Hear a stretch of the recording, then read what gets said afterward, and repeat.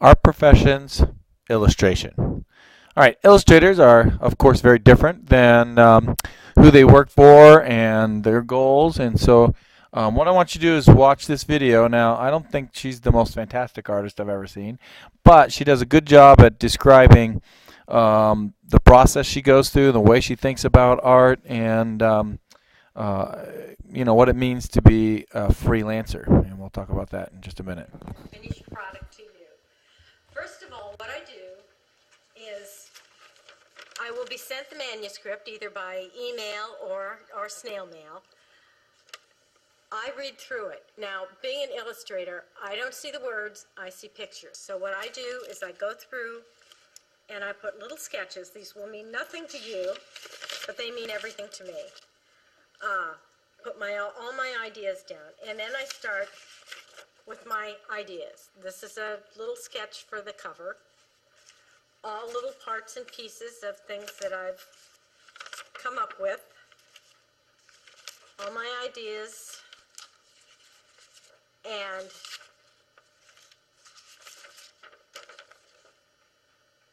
I sketch these out. I get them how I want them.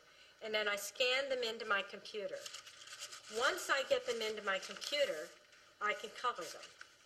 I use Paint Shop Pro. I have my own colors. I know what comes out the best on books, so that's what I do. This book for Jim, he's Irish. It's about rainbows and leprechauns and gold. So I put a Celtic border on it. I'm happy to do this for any of my clients. It's a big deal to me. It means a lot to them on a presentation. Get it all colored up and submit it to the publishing company. Now, on Jim's book in particular, some children's books are 24 pages and others are 32 to 36 pages. He needed to keep his down for the price point when selling it. There's a big price point at 24 pages. So I had to go through and figure out how many illustrations he needed and how many pages of text there would be in order for him to have it not exceed 24 pages. Ta-da! And not only can I do that style, what I'm working on right now, little parts and pieces. It's a fairy. Pictures of wizards' faces. Another fairy. Now, where the computer comes in, once again, is I will do this in pen and ink. I'll scan this, put it in the computer, scan this, put it in the computer, resize them, and put them together. Then I can color them with my Paint Shop Pro, or if I want a different effect, I'll do a watercolor background and place them on that. But that's basically how it goes, and I hope that helps you understand.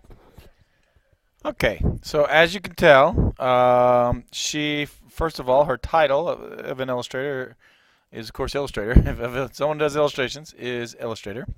Go ahead and write that down on your paper. And who they work for. And it gets a little more complicated. As you can tell, a lot of times they work at home or in a studio, and basically they choose when and where they work and how they work. It's really very helpful in that. But she didn't get to decide anything she wanted. For example, in the fine artist, they could paint whatever they liked, and they had, they got to choose the metaphors. But if you're an illustrator, you got to paint the things that go with the story. So, and then you send it into a publisher, and the publisher kind of clears it, yes or no, on that. If they like something, they might send it back and change it. So you're kind of working for the publisher, but you're doing it at your own pace, your own time. That's called freelance. So illustrators are freelance. Write that down.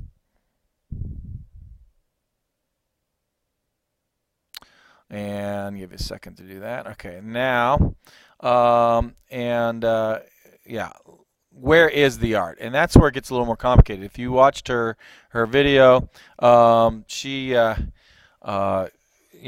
drawings, and is that her artwork? No. Is it is in the computer where she she colored it in? No. Really, technically, her art would be the published work. If you went over to her house and say, show me some artwork you've done, she'd pull out some books. But you could do pamphlets or anything you want there. So published works is, the where the art is. And then lastly, just like I said, the goal of the artist is simply to tell a story. If telling a story, she requires drawing a dog, then she draws a dog. But if it doesn't, she doesn't draw a dog. It all depends on the story that she's drawing. I hope that helps you understand what it means to be an illustrator.